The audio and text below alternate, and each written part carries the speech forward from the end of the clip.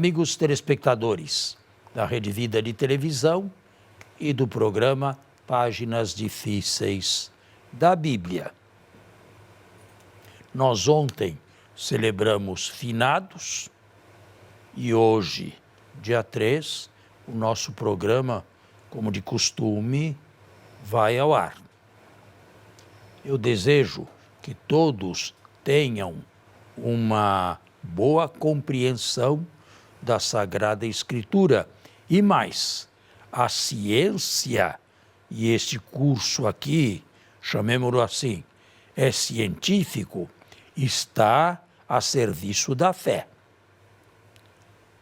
Normalmente, e isso com prejuízo de ambas, se desliga a fé da ciência, ou se tem ciência ou se tem fé. Uma fé não científica e uma ciência sem fé. Nós queremos unir as duas coisas. A Bíblia não foi escrita para cientistas. Ela foi escrita para o povo de Deus do Antigo Testamento e o povo de Deus do Novo Testamento. Ela é a base, o alicerce da nossa fé. E é isto que queremos demonstrar. Bom dia. Bom e a dia. Palavra. Bom dia, Padre Fernando. Bom dia a você que dominicalmente nos acompanha aqui através da Rede Vida, o canal da família, em nosso programa Páginas Difíceis da Bíblia, que, diga-se de passagem, porém pontuo, tem feito um bem absurdo, positivamente falando, Padre, na vida de tantas pessoas, leigos, paroquianos, espalhados quer na cidade de São Paulo, quer pelo Brasil. Inclusive, aqui deixamos o nosso abraço para tantos colegas padres e até bispos que nos acompanham neste momento, dominicalmente falando, em nosso encontro bíblico, catequético, aqui no Páginas Difíceis. Como nós temos uma ferramenta hoje com a qual não se sonhava no passado, não é? Uma rede, uma câmera, uma televisão disposta a levar o ensinamento bíblico, a palavra de Deus, a tantos lares onde às vezes nem padre aparece. Exatamente. E eu penso nesses sertões do Brasil que de vez em quando apenas vem um ministro de Deus. De que vamos tratar hoje? Hoje nós vamos dar continuidade ao tema do nosso último programa. Que foi sobre o Êxodo. O Êxodo, né? E hoje nós devemos entrar, né? Ao menos pensamos em entrar na figura de Moisés. Exatamente.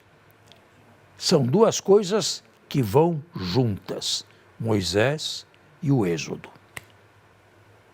São inseparáveis. Agora, o primeiro capítulo do Êxodo é o segundo livro do Pentateuco, o segundo livro da Bíblia. Fala-nos de uma opressão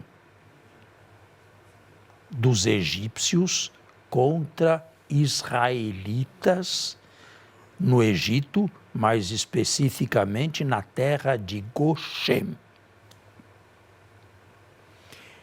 Crescem tanto, se multiplicam tanto, diz o texto, que Faraó, mas não se sabe qual.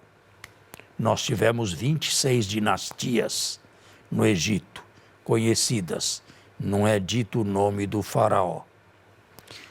Faraó resolve fazer um genocídio. Primeiro, ordena a perseguição. Trabalho escravo.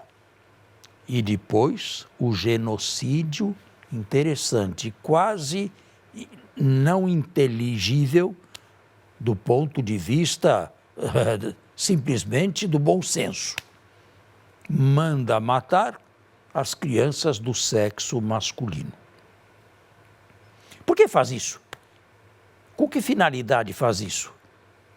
Não era mão de obra que ele queria?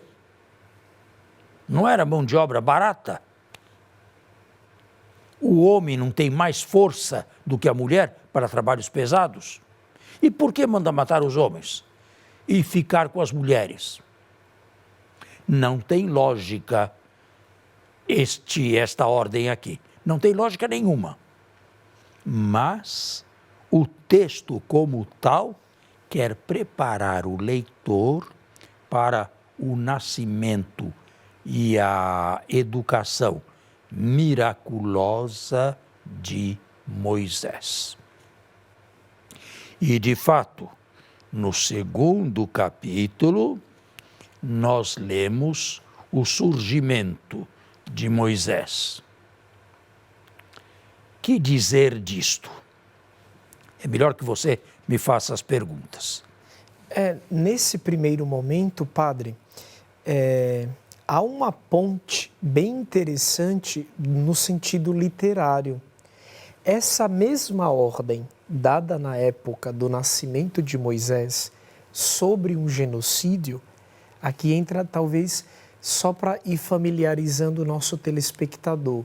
É uma ordem que volta a ser dada na época do nascimento de Jesus no Evangelho de Mateus.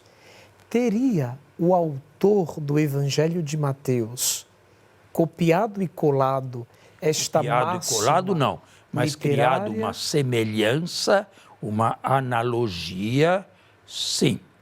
para preparar... Faraó do Egito está para as crianças israelitas do sexo masculino, como Herodes está para as crianças de Belém, que, de acordo com o texto de Mateus, teriam sido massacradas.